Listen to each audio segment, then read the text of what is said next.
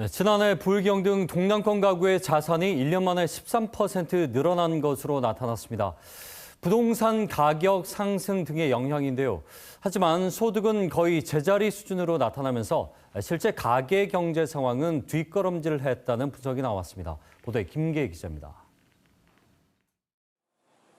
지난해 3월 말 기준 부산, 울산, 경남 등 동남권 지역 가구의 평균 자산 보유액은 3억 9,469만 원, 1년 전보다 13% 이상 증가했습니다. 자산에서 부채를 뺀 순자산 규모로 보면 3억 원 미만이 전체의 3분의 2에 달했는데 특히 순자산 10억 원 이상 보유한 가구는 2020년 3.6%에서 지난해 5.4%로 2%포인트 가까이 증가했습니다. 자산의 대부분을 차지하는 주택과 토지 등 실물 자산의 가격이 상승한 영향이 컸습니다. 문제는 소득이 제자리 수준이라는 겁니다. 연평균 소득은 5,560만 원으로 1년 전보다 1% 증가하는 데 그쳤습니다. 공적 지원금 등 공적 이전 소득은 30% 이상 늘어났지만 근로소득은 2% 줄어 전체 소득 증가는 제자리 수준입니다.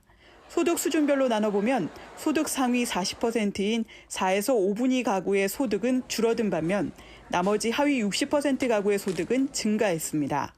저소득 가구일수록 코로나19로 인한 지원금 등이 소득 증가에 가장 큰 비중을 차지했습니다. 소득 분위별 소득 증가하면 1분위 가구 소득에서 공적 이득 소득이 있거든요. 공적 이득 소득이 구성비가 50.4%를 차지하고 전년 대비 증가율이 21.7%로 공적 이전 소득이 증가에 높게 나타난 것으로 보입니다. 가구주가 은퇴하지 않은 가구는 10가구 가운데 8곳으로 실제 은퇴 나이는 63.1세였지만 예상 은퇴 나이는 이보다 5살 이상 많은 68.8세로 나타났습니다.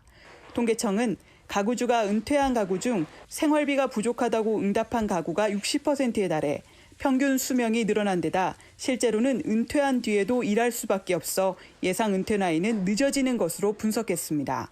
KBS 뉴스 김계입니다.